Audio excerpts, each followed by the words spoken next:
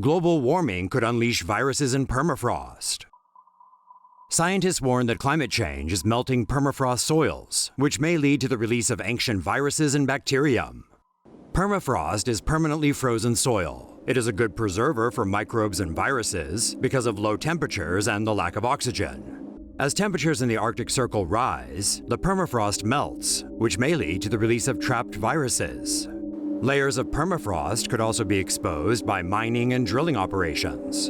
Meanwhile, bacteria that can form spores are able to survive longer compared to bacteria that do not form spores. In August 2016, more than 20 people were reportedly infected by the anthrax virus that was released by thawed permafrost in the Yamal Peninsula in the Arctic Circle. Say no to safe spaces on YouTube. Support TomoNews at patreon.com/TomoNews. Keep watching for more on how climate change affects our lives. Rising temperatures could be linked to an increase in diabetes cases. A recent study shows that an increase in cases of type 2 diabetes may be linked to global warming, including 100,000 new annual cases in the US alone. According to the Centers for Disease Control and Prevention, about 1 out of every 3 Americans will develop type 2 diabetes. A study published in the journal BMJ Open Diabetes Research and Care found that as the average annual temperature rose by 1 degree Celsius, the number of diabetes cases rose by 3.1 per 10,000 people. Researchers suspect the rise could be due to the inactivity of brown adipose tissue, a natural body fat that produces heat from burning the fat stored in organs to keep the body warm when temperatures drop. If temperatures stay warm, the inactivity of brown adipose tissue can increase fat stored in organs, causing glucose intolerance and diabetes. According to the World Health Organization, about 422 million people worldwide suffer from either type 1 or type 2 diabetes. Most cities will be too hot to host the Summer Olympics by 2085. A newly published study states that most cities in the world will be too hot to host the Summer Olympics in the near future. This includes Tokyo, which will host the Games in 2020. The wet bulb globe temperature uses a device to measure the effect of ambient temperature, relative humidity, wind speed, and solar radiation on humans. When this temperature exceeds 77 degrees Fahrenheit, athletes competing outdoors may begin to experience heat stress. The reason is that high humidity in the air reduces the rate of sweat evaporation, the body's natural cooling system. Scientists predict that the bid cities for the 2020 Olympics, Istanbul and Madrid, as well as Tokyo, would all be too hot to host the event in the future. Contenders for the 2024 Games, Rome, Paris, Budapest, and Los Angeles, could also become unfit to host the Games just 6+ decades later. By 2085, only a few cities would have suitable climates. They include Edinburgh, Glasgow, Dublin, Belfast, Calgary, Vancouver, and San Francisco. With only a few cities left to choose from, perhaps the Summer Olympics should be postponed. Just a thought.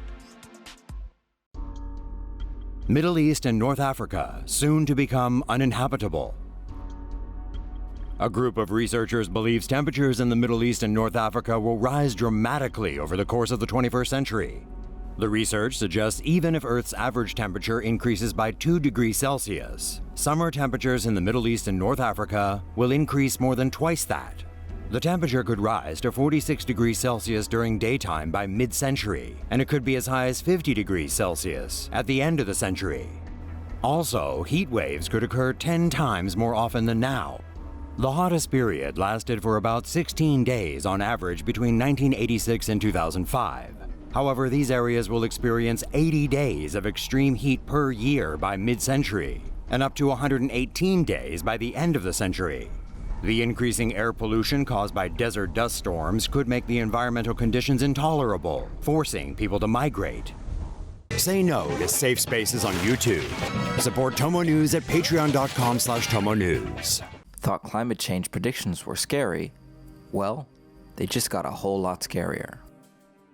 The possible effects of climate change are far worse and could come far sooner than we previously thought.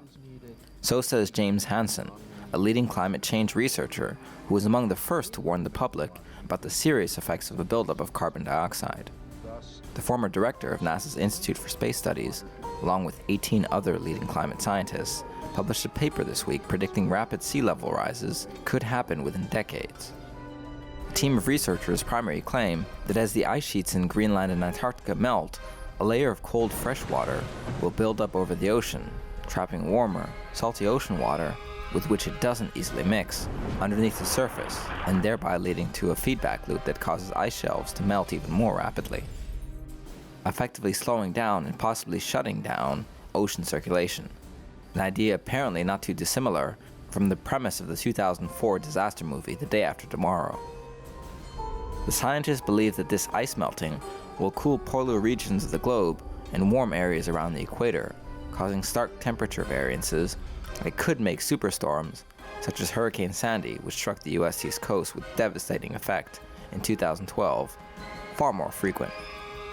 To argue their case, the researchers controversially claim that storms during the warm Eemian period 120,000 years ago were powerful enough to lift massive boulders, 1,000 tons in size, from the bottom of the ocean and hurl them ashore. Hansen and his team believe a multi-meter sea level rise could occur before the end of the century and envelop all of the planet's coastal cities. Despite the dire predictions, Hansen, in an accompanying video, explained that there may possibly still be an opportunity to reverse this worrying trend, saying, quote, "I doubt that we have passed the point of no return, but frankly, we're not certain of that." For their waste. If we